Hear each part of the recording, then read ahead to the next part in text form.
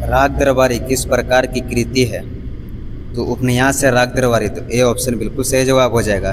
जय हिंद दोस्तों, आज मैं जो 60 क्वेश्चन जीके का लेकर के आया हूँ, आने वाला सही प्रकार के कॉम्पिटिटिव एग्जाम के लिए इंपॉर्टेंट है, तो बने रहेगा वीडियो में। चलिए वीडियो को स्टार्ट करते हैं। तो पहला क्वेश्चन हो जाएगा हमारा, ईद का त्यौहार किस धर्म से संबंधित है? तो मुस्लिम धर्म से संबंधित है ईद का त्यौहार, तो बी ऑप्शन बिल्कुल सही जवाब हो जाएगा। नेक्स्ट प्रश्न हो जाएगा, विजयदशमी का त्यौहार किस देवता से संबंधित है? देवी दुर्गा से संबंधित है विजयदशमी का त्यौहार, तो ए ऑप्शन बिल्कुल सही जवाब हो जाएगा। नेक्स्ट प्रश्न हो जाएगा हमारा, बैसाखी का त्यौहार किस राज्य में विशेष रूप से मनाया जाता है? तो पंजाब में मनाया जाता है बैसाखी का त्यौहार, तो ए ऑप्शन हमारा बिल्कुल सही जवाब हो जाएगा। नेक्स्ट प्रश्न हो जाएगा हमारा, रमजान का त्यौहार किस धर्म में मनाया जाता है? तो रमजान का त्यौहार मुस्लिम धर्म में मनाया जाता है, तो ए ऑप्शन हमारा बिल्कुल सही जवाब हो जाएगा। नेक्स्ट सवाल हो जाएगा, महाशिवरात्रि किस देवता को समर्पित है? तो महाशिवरात्रि भगवान शिव को समर्पित है, तो ए ऑप्शन हमारा बिल्कुल सही जवाब हो जाएगा। अगर हमारा वीडियो अच्छा लगे तो वीडियो को लाइक और चैनल को सब्सक्राइब कीजिएगा। नेक्स्ट प्रश्न हो जाएगा, लोहड़ी का त्यौहार किस राज्य में मुख्य रूप से मनाया जाता है? तो पंजाब राज्य में लोहड़ी का त्यौहार मुख्य रूप से मनाया जाता है, तो ऑप्शन नंबर ए हमारा बिल्कुल सही जवाब है। नेक्स्ट सवाल हो जाएगा हमारा, छठ पूजा किस देवता की आराधना के लिए होती है? तो सूर्य देव की आराधना के लिए होती है छठ पूजा, तो ऑप्शन नंबर ए हमारा बिल्कुल सही जवाब हो जाएगा। अगला सवाल हो जाएगा हमारा, क्रिसमस का त्यौहार कब मनाया जाता है? 25 दिसंबर को मनाया जाता है क्रिसमस का त्यौहार। ये जितने भी क्वेश्चन हैं सारे के सारे एग्जाम में आए हुए हैं। तो चलिए अगला प्रश्न हो जाएगा हमारा, रक्षाबंधन किस माह में मनाया जाता है? तो रक्षाबंधन श्रावण माह में मनाया जाता है, तो ए ऑप्शन हमारा बिल्कुल सही जवाब हो जाएगा। नेक्स्ट सवाल हो जाएगा हमारे, दिवाली में किस वस्तु को जलाना शुभ माना जाता है? तो दिवाली में दिया को जलाना शुभ माना जाता है, तो ए ऑप्शन बिल्कुल सही जवाब है। नेक्स्ट प्रश्न हो जाएगा हमारा, हनुमान जयंती किस माह में आती है? तो आइए इनमें हम लोग देखेंगे, हनुमान जयंती चैत माह में आती है, तो ऑप्शन नंबर सी हमारा बिल्कुल सही जवाब है। अगला सवाल है, रामनवमी किस महीने में आती है? तो रामनवमी चैत माह में आती है, तो ऑप्शन नंबर ए हमारा बिल्कुल सही जवाब हो जाएगा, चैत माह में। नेक्स्ट सवाल हो जाएगा हमारा, गुरु नानक जयंती को क्या कहते हैं? तो प्रकाश पर्व कहते हैं गुरु नानक जयंती को, तो ऑप्शन नंबर ए हमारा बिल्कुल सही जवाब है। नेक्स्ट सवाल हो जाएगा हमारा, दिवाली का दूसरा दिन क्या कहलाता है? तो नरक चतुर्दशी दिवाली का दूसरे दिन को कहते हैं, तो ऑप्शन नंबर सी हमारा बिल्कुल सही जवाब है। नेक्स्ट सवाल हो जाएगा, नवरात्रि में किस देवी की पूजा विशेष रूप से की जाती है? तो देवी दुर्गा की पूजा नवरात्रि में विशेष रूप से की जाती है, तो ए ऑप्शन हमारा बिल्कुल सही जवाब हो जाएगा। नेक्स्ट सवाल हो जाएगा, दिवाली किस धर्म का प्रमुख त्यौहार है? तो हिंदू धर्म का प्रमुख त्यौहार दिवाली है, तो ऑप्शन नंबर ए हमारा बिल्कुल सही जवाब है। ईद अल अजहा को और क्या कहा जाता है? तो बकरी ईद कहा जाता है, तो ऑप्शन नंबर ए हमारा बिल्कुल सही जवाब हो जाएगा। तो चलिए अगला सवाल हो जाएगा हमारा, फ्रेंच ओपन किस खेल से प्रतियोगिता है? तो टेनिस का प्रतियोगिता है फ्रेंच ओपन, तो ऑप्शन नंबर ए हमारा बिल्कुल सही जवाब है। अगला सवाल है, किस देश को लाल भूमि कहा जाता है? तो लाल भूमि ऑस्ट्रेलिया को कहा जाता है, तो ऑप्शन नंबर ए हमारा बिल्कुल सही जवाब हो जाएगा, ऑस्ट्रेलिया को लाल भूमि कहा जाता है। तो ये रहा मानचित्र में ऑस्ट्रेलिया। तो चलिए अगला प्रश्न हो जाएगा हमारा, भारत में सबसे बड़ा नमक का झील कौन सी है? तो भारत में सबसे बड़ा नमक का झील सांभर झील है, तो ऑप्शन नंबर बी हमारा बिल्कुल सही जवाब हो जाएगा। नेक्स्ट सवाल हो जाएगा हमारा, भारत के किस राज्य को काजीरंगा नेशनल पार्क कहते हैं?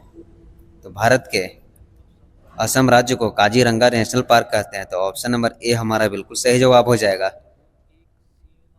अगला सवाल हो जाएगा हमारा,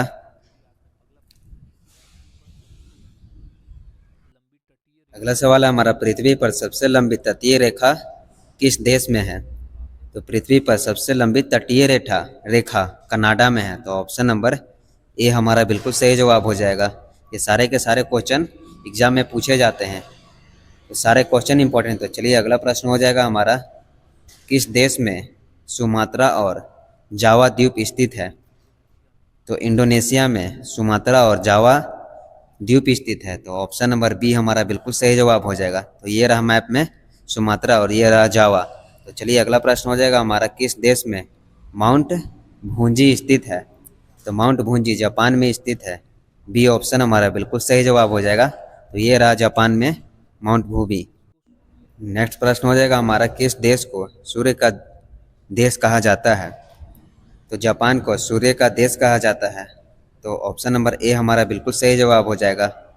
नेक्स्ट प्रश्न हो जाएगा हमारा, भारत में पहला स्वतंत्रता संग्राम कब हुआ था?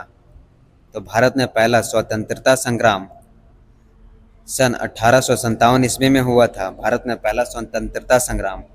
तो ऑप्शन नंबर बी हमारा बिल्कुल सही जवाब हो जाएगा। अगला सवाल है, पहली महात्मा गांधी की सत्याग्रह कहाँ हुई थी? तो महात्मा गांधी की पहली सत्याग्रह दक्षिण अफ्रीका में हुई थी। तो ऑप्शन नंबर बी हमारा बिल्कुल सही जवाब हो जाएगा। दक्षिण अफ्रीका में महात्मा गांधी के पहला सत्याग्रह हुई थी। अगला सवाल हो जाएगा, भारत में प्रथम रेल यात्रा कब शुरू हुई थी? तो सन 1853 ईस्वी में भारत में प्रथम रेल यात्रा शुरू हुई थी।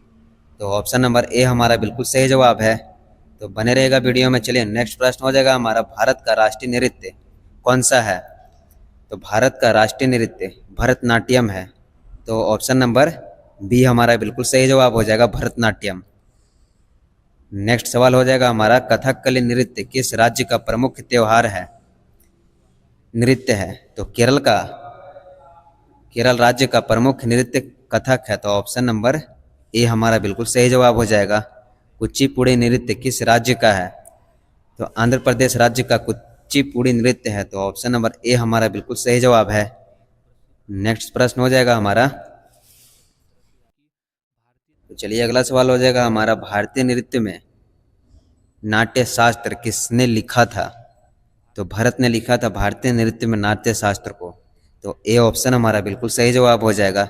अगला प्रश्न है, उड़ीसी नृत्य किस देवता के लिए प्रसिद्ध है? तो उड़ीसी नृत्य भगवान शिव के लिए प्रसिद्ध है। तो ऑप्शन नंबर बी हमारा बिल्कुल सही जवाब हो जाएगा। तो बने रहेगा दोस्तों वीडियो में। चलिए अगला प्रश्न हो जाएगा हमारा, भरतनाट्यम नृत्य किस राज्य का है? तो भरतनाट्यम नृत्य तमिलनाडु राज्य का है। तो ऑप्शन नंबर ए हमारा बिल्कुल सही जवाब हो जाएगा, तमिलनाडु राज्य का। नेक्स्ट सवाल हो जाएगा, दाल मखानी किस राज्य की प्रसिद्ध डिश है? तो पंजाब की प्रसिद्ध डिश दाल मखानी है। तो ऑप्शन नंबर ए हमारा बिल्कुल सही जवाब हो जाएगा, दाल मखानी। नेक्स्ट प्रश्न हो जाएगा, इडली किस राज्य की पारंपरिक डिश है? तो तमिलनाडु की पारंपरिक डिश इडली है। तो ऑप्शन नंबर ए हमारा बिल्कुल सही जवाब है। नेक्स्ट सवाल है, तो चलिए अगला प्रश्न हो जाएगा हमारा, पाव भाजी किस राज्य की प्रसिद्ध डिश है? महाराष्ट्र राज्य की पाव भाजी प्रसिद्ध डिश है। तो ऑप्शन नंबर ए हमारा बिल्कुल सही जवाब हो जाएगा। ढोकला किस राज्य की प्रसिद्ध डिश है? तो गुजरात राज्य की प्रसिद्ध डिश ढोकला है। तो ऑप्शन नंबर डी हमारा बिल्कुल सही जवाब है। अगला प्रश्न हो जाएगा हमारा, लिट्टी चोखा किस राज्य की प्रसिद्ध लोकप्रिय डिश है? तो आइए इन लोग जानेंगे, बिहार राज्य की प्रसिद्ध डिश लिट्टी चोखा है। तो ऑप्शन नंबर ए हमारा बिल्कुल सही जवाब हो जाएगा।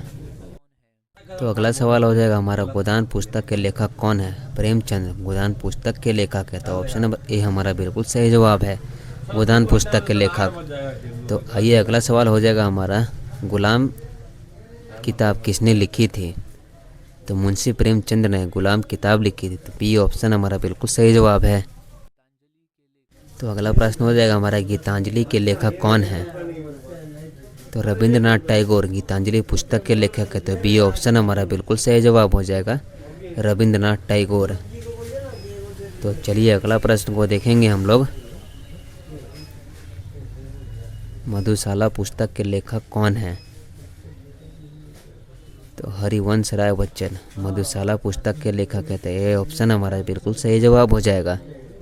नेक्स्ट प्रश्न हो जाएगा हमारा, कर्मभूमि किस लेखक की प्रसिद्ध पुस्तक है?